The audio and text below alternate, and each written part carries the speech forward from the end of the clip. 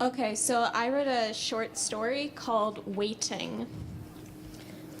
While Rebecca sat alone in the waiting room of the doctor's office, she turned her face to see a pile of magazines on the table next to her.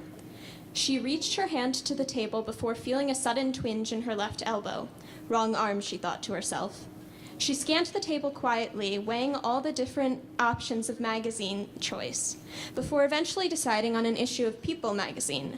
She flipped to a Who Wore It Best segment before hearing a ding from the door, which signaled the arrival of a new patient. Without looking up, Rebecca knew that the person who had just entered the room was a woman on account of the sharp, rhythmic sound of high-heeled clicking that filled the room as they hit the floor. As Rebecca continued her reading, she heard a soft hissing sound, but she paid no mind to it. It was probably just the air conditioning anyway. Instead of looking to find the origin of the noise, she discovered who, in fact, did wear that one little green dress best. Turns out it was a thin-waisted, blonde-haired, blue-eyed celebrity she recognized. Rebecca silently wondered how some women were able to look so beautiful all the time. While Rebecca pondered the relative beauty of herself and others, the woman sat down next to her. Soon after, a nervous tapping noise followed. Rebecca looked to her right to find that the source of the mysterious tapping noise was the woman's foot against the floor. Rebecca then lifted her gaze ever so slightly to the small compact mirror the woman was using to check the evenness of her eyeliner. Looking in the glass, Rebecca could see that the woman was pretty.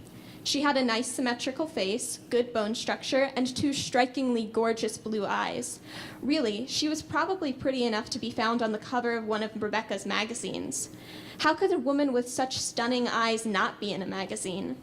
Rebecca, little by little, began to find herself so captivated by the woman's eyes that she almost didn't notice the tiny green snake creeping slowly onto the woman's face, which the woman promptly flicked out of sight before snapping her compact shut. Rebecca decided now was a good time to lean over and begin some polite small talk. "Those must be so uncomfortable," she said, with that casual sort of sympathy reserved for conversations with strangers in her voice. "Oh, these," the woman laughed, gesturing to her head of snakes as if they were a cute hat someone had just complimented her on. "They're not too bad," she assured Rebecca.